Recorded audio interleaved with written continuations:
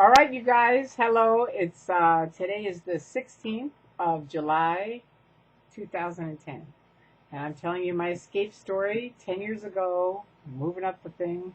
First of all, I want to thank every single person. I know I say it a lot, but honestly, when you listen to all of this, if you do, I think you get a feel for why you all mean so much to me.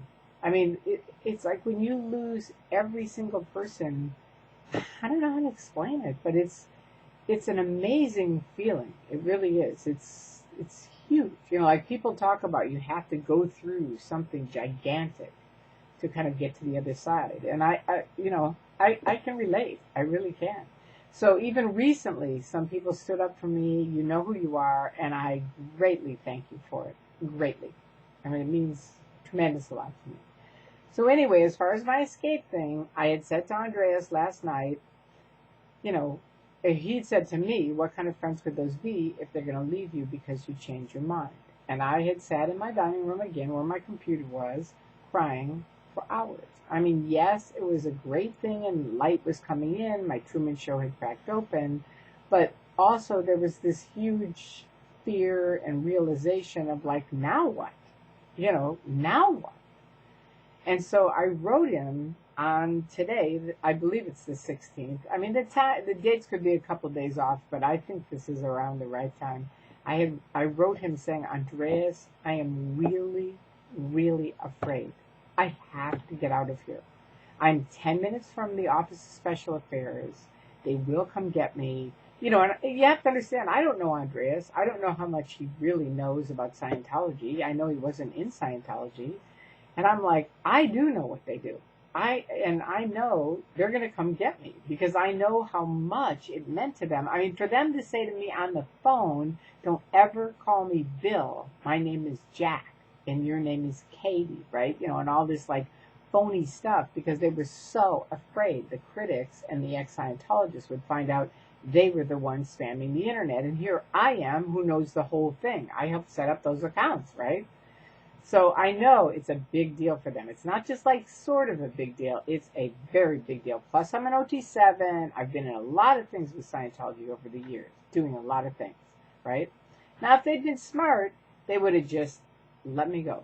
Because I, honestly and truthfully, well, I'll get to that tomorrow because that's not it. But right now I write to Andreas and I say, I got to get out of here. I don't know what to do. I've got to talk to someone from Scientology, right? And so thankfully, and thank you, Andreas, if you're listening to this, he called Stacy Brooks, who was in the Clearwater, Florida at the time with Bob Minton and Jesse Prince. Jesse Prince used to help Miscavige run the church. Stacy was way up in author services with Miscavige also, right? And both of them had left, and with Bob Minton, who was a critic, had formed the Lisa McPherson Trust in honor of Lisa McPherson, who did, you know, she basically had, you know, some kind of a meltdown, left, was driving in her car, had an accident, got out, took her clothes off. I mean, you can go to lisamcpherson.org, I believe it is, and the whole story's there. But they locked her into it. She first went to to Morton Plant Hospital, you know, hoping to get some mental help. Scientologists zoomed right in there and said, oh, no, she's ours, we'll help her, we'll take care of her. They took her back, locked her in a room for 17 days, and at the end of 17 days, she's dead, right? And she could have even been alive, but instead of taking them to Morton Plant Hospital, because it would have been out PR, they drove miles and miles out to a Scientology doctor, and she supposedly died on the way. So, you know, it was like, these guys are not cool when it comes to stuff like this. So I'm like, I need to talk to somebody very quick. And so he talks to Stacy, who had formed the Lisa McPherson Trust with Bob and Jesse, right?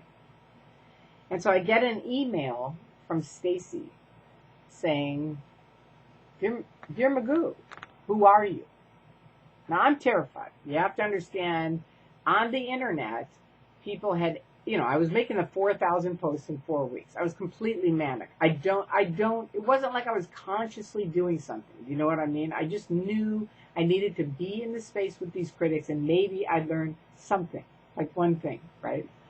And so people on the internet, like I said, thought I was, a bunch of people. Maybe I was David Miscavige. Then I was up till 4 in the morning. I'd go to bed at 4 in the morning.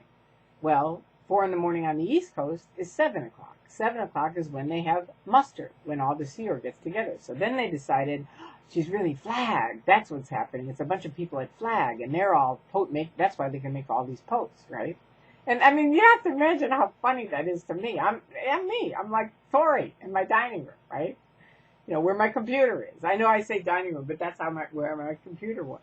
And it's just so funny to me in a way, but also very, very strange. And remember, they're all saying to me all the time, as soon as you wake up, Magoo, we're going to be there to catch you, right? Keep that in mind.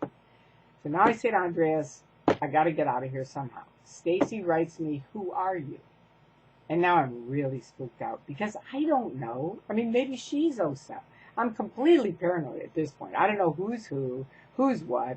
And I write her an email back and I say, Dear Stacy, remember when you were waking up? I'm trying to get her to remember, you're like really scared and you're really frightened and you're really paranoid and you don't know who to trust. And I'm sorry, I can't really tell you who I am. Thank you, Magoo. And so I get an email back from Stacy Brooks. And I'm like, oh my God, here we go. It's from Stacy. And I click on it to open it up. And what does it say?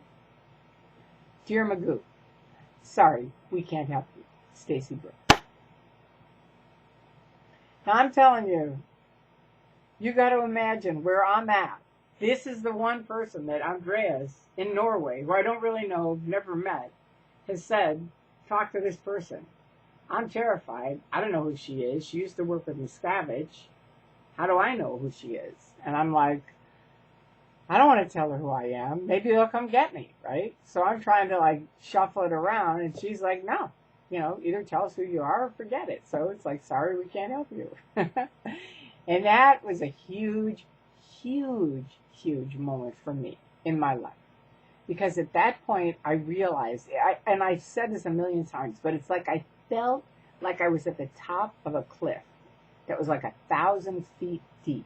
It was like 1,000 feet down, and at the bottom there was a little sign that said, you might make it if you jump. And I told you, I've had that sign in my house for years now. Leap and the net will appear. I'm not going to get the phone because I got to finish this. So anyway, I'm almost done anyway. So I made my leap. I'll tell you tomorrow what happens. I love you guys. Thank you for listening to this. I appreciate all your kind comments. And have a wonderful night. Peace out. I'm almost gone.